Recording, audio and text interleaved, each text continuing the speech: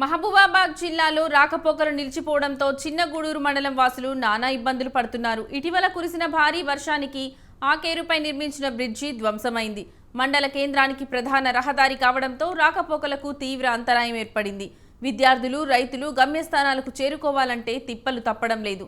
Bridge ధ్వంసమై వారాలు గడుస్తున్నా పట్టించుకున్న నాథుడు లేరంటూ అధికారులు, ప్రజాప్రతినిధులపై చిన్నగూడూరు మండలం వాసులు మండిపడుతున్నారు. ఇప్పటికైనా తక్షణమే స్పందించి బ్రిడ్జిని పునర్నిర్మించేలా చర్యలు చేపట్టాలని డిమాండ్ చేస్తున్నారు.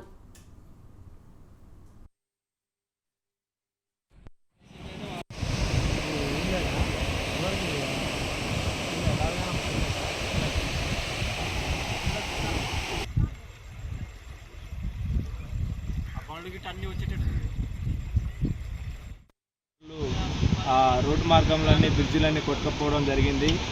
మాకు ఏ ప్రభుత్వం కూడా ఇప్పుడు ఉన్నటువంటి ప్రభుత్వం ఏమాత్రం పట్టించుకోవట్లేదు. కాలినడకగా వెళ్ళాలన్నా కానీ బ్రిడ్జి కూలి ఇట్లా నిచ్చెనమించి వెళ్ళిపోయి అనేక మంది కింద పడిపోతున్నారు. తాత్కాలికంగా మరమ్మతులు కూడా చేయలేకపోతున్నారు ఈ ప్రభుత్వం.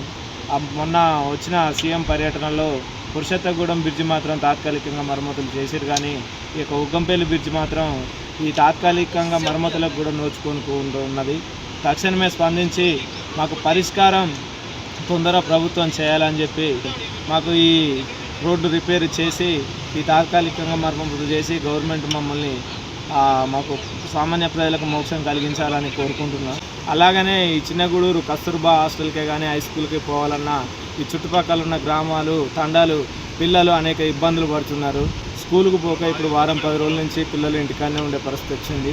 అలాగనే ఏరియా హాస్పిటల్ మహబూబాబాద్ జిల్లా పోవాలన్నా కానీ అనేక మంది రోగులు అనేక జ్వరాలతోటి, వైరల్ ఫీవర్తోటి ఇబ్బంది పడుతున్నా